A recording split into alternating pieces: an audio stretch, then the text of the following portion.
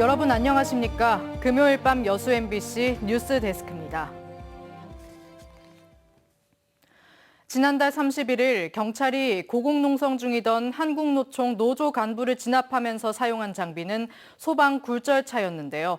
소방에서 차량과 인력을 지원한 건데 이를 두고 소방 내부에선 사람을 구하는 데 써야 하는 장비가 노조원 강경 진압에 투입됐다는 비판이 나오고 있습니다. 유민호 기자입니다.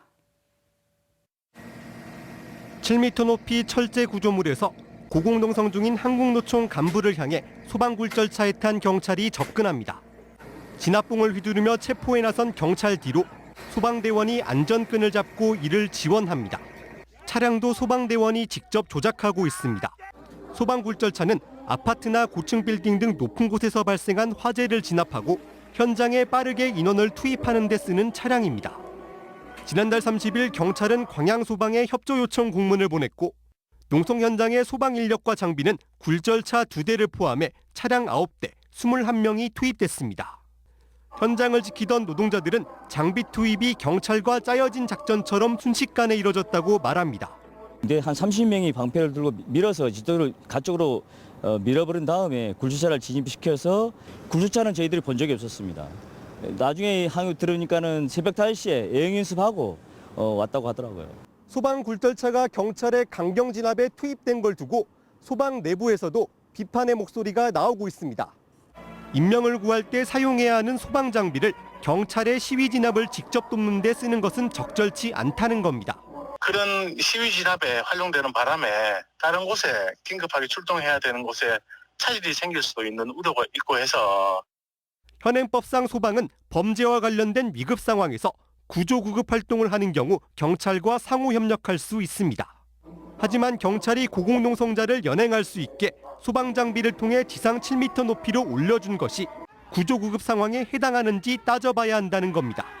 전남 소방노조는 당일 장비 투입이 어떤 경위로 이뤄졌고 이 과정에서 법 위반 사항은 없는지 전남 소방본부에 설명을 요구할 계획입니다.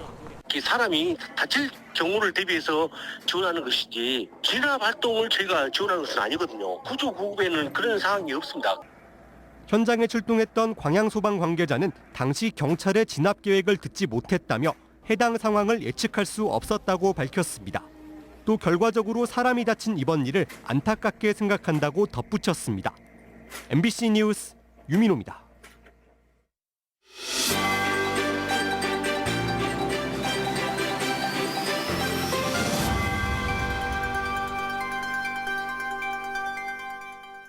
농업계에도 탄소 중립 바람이 불고 있는 가운데 기후변화에 대응한 벼농사 연구가 본격화되고 있습니다.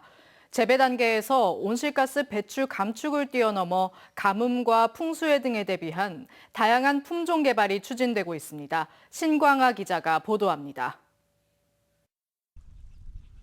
드넓은 간척지가 펼쳐진 해남의 한 논에서 모내기가 한창입니다.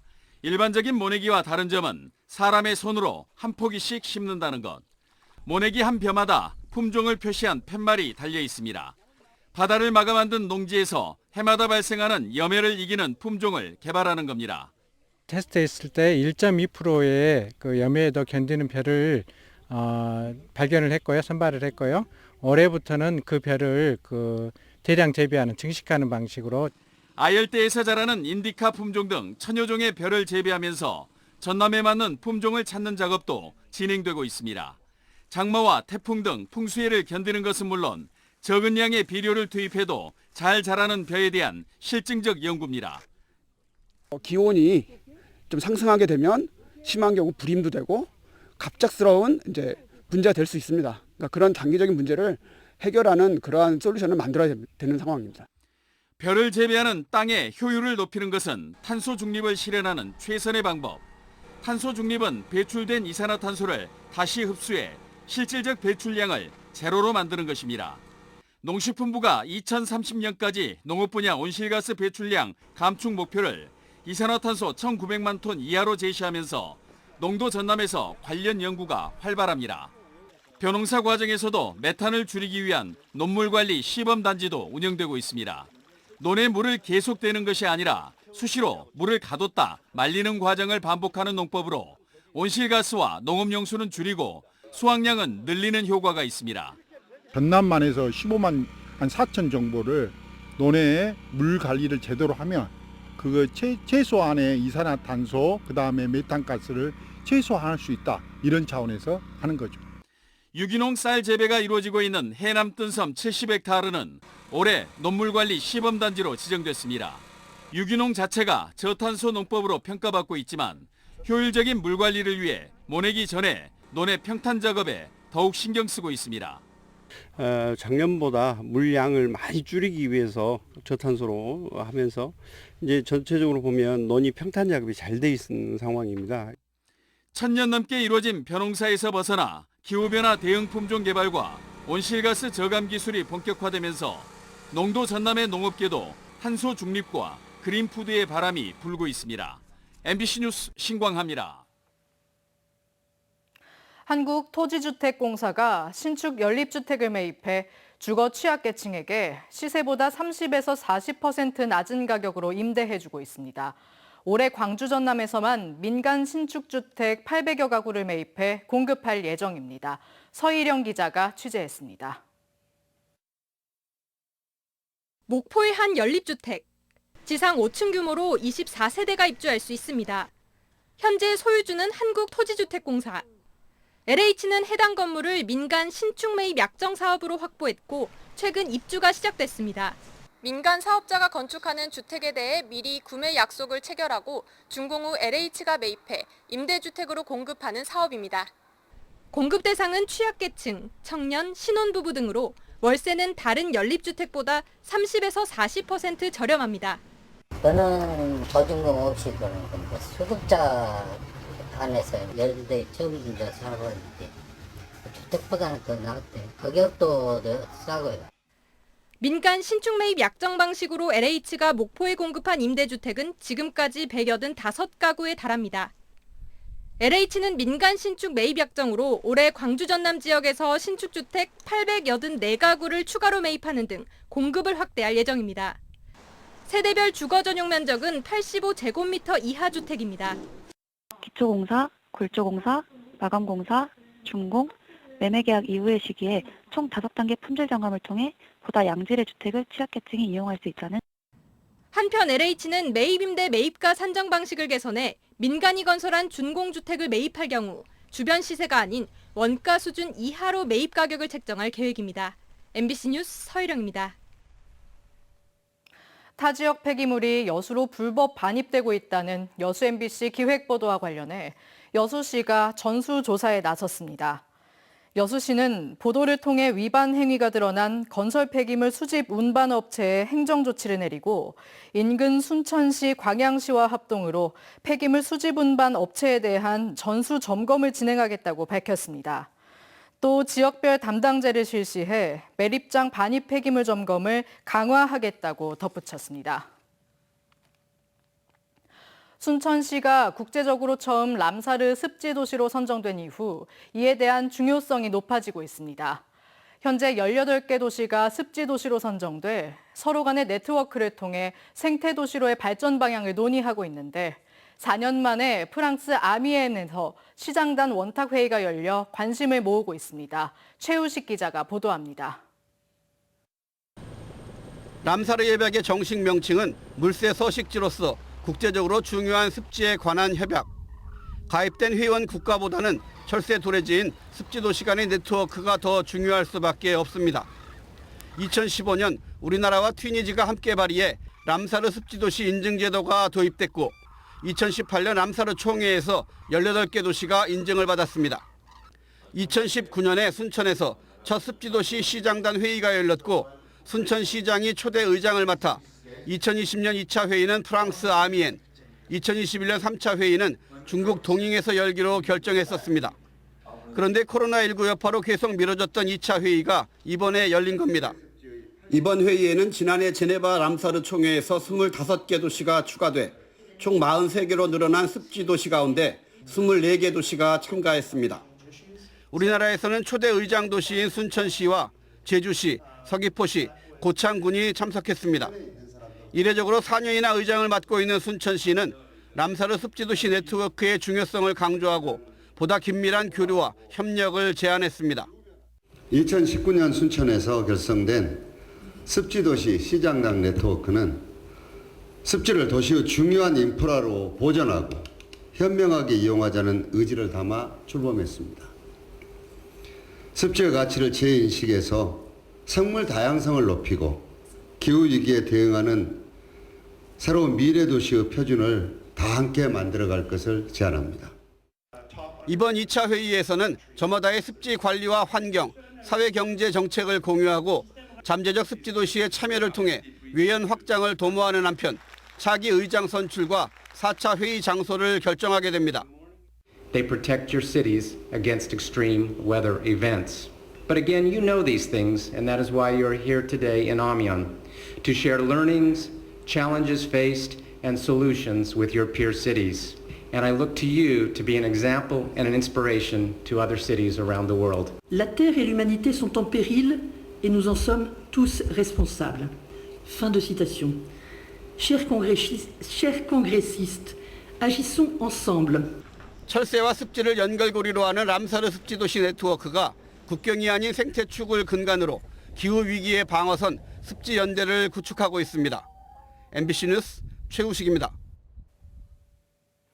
여수 생활형 숙박시설의 오피스텔 용도 변경을 위해 주차장 시설 조건을 완화하는 주민조례 발의가 추진되고 있습니다. 지난 5일부터 시작된 주민조례 발의 요청 서명에 오늘까지 3,600여 명이 참여해 필요 서명 인원인 3,300여 명을 넘어섰습니다. 주민 발의 요건이 완성되면 여수시의회는 관련 조례를 심의하고 의결하게 됩니다. 하지만 조례 개정을 놓고 시민사회단체의 반발이 이어지고 있어 주민 발의가 이뤄지더라도 의회를 통과할지는 미지수입니다. 여수에서 홀로 사는 80대 노인의 집에 침입해 흉기를 휘두른 30대가 긴급 체포됐습니다. 여수경찰서는 어젯밤 11시 30분쯤 여수시 한 주택에 침입해 80대 여성에게 흉기를 휘두르고 50만 원 상당의 금품을 빼앗아 달아난 30대 남성을 특수강도와 강도 상해 혐의로 붙잡아 조사하고 있습니다. 피해 여성은 대학병원에서 치료를 받고 있으며 경찰은 30대 남성에 대한 조사를 마치는 대로 구속영장을 신청할 방침입니다.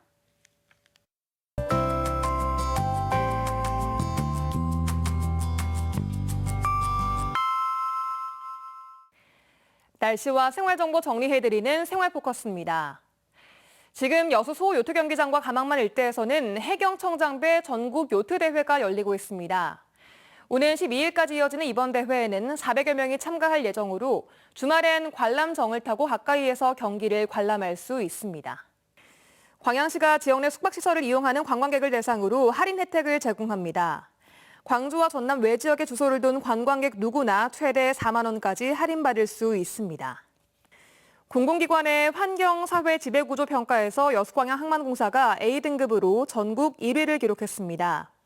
전국 362개 공공기관을 대상으로 평가한 결과 2위는 한국수력원자력으로 한수원 또한 A등급 평가를 받았습니다.